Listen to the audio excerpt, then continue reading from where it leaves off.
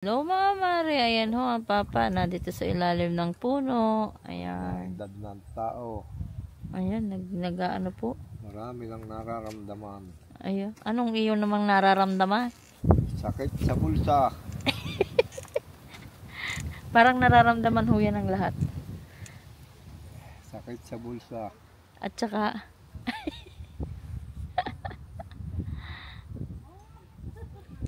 yan ho. Sikat Gusto ko din. maghanap din ng puti. Kaya ko na ho sa maitim.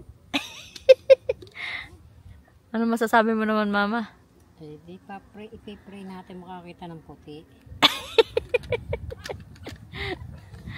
Aray ko, kami ho'y tambay din eh. Mag-usap ka muna ng kuha. Mag-aral ka muna. Alam ako mag-English. I love you, Puti, 3. yun lang. I love you, 3. Andito nga kay 3.